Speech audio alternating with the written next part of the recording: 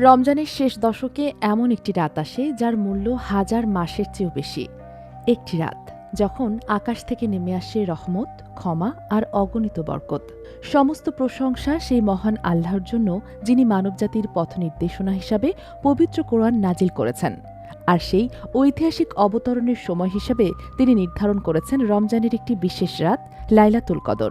ইসলামের ইতিহাসে এই রাতকে বলা হয় বরকত ও রহমতের রাত, কারণ এই রাতেই পৃথিবীর আকাশে নাজিল হয় পবিত্র কোরআন, মানবতার জন্য এক চিরন্তন দিক নির্দেশনা। নবী করিম সাল্লাল্লাহু আলাইহি সাল্লাম তার উম্মতকে বিশেষভাবে নির্দেশ দিয়েছেন রমজানের শেষ দশকে এই রাত অনুসন্ধান করতে।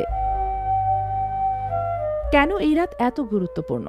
কারণ কোরআনের ভাষ্য অনুযায়ী এই একটি রাতের ইবাদত হাজার মাসের ইবাদতের চেয়ে উত্তম।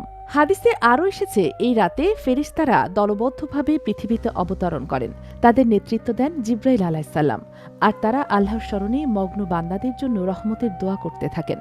এই রাতের আরেকটি বিস্ময়কর প্রতিশ্রুতি রয়েছে, যে ব্যক্তি ঈমান ও সওয়াবের প্রত্যাশায় এই রাতে ইবাদতে দাঁড়ায়, তার অতীত গুনাহসমূহ ক্ষমা করে দেওয়া হয়।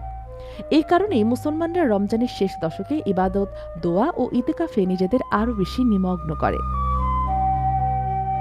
ইতেকাফ, যা নবীজির সুন্নত, এই সময়ের অন্যতম গুরুত্বপূর্ণ আমল, কারণ এটি মানুষকে দুনিয়ার ব্যস্ততা থেকে দূরে রেখে আল্লাহর সঙ্গে গভীর সম্পর্কে গড়ে তোলার সুযোগ দেয়। একটি রাত, কিন্তু তার মূল্য এক জীবনের ইবাদতের সমান। লাইলাতুল কদর তাই শুধু একটি রাত নয়, এটি রহমতের দরজা খোলার মুহূর্ত।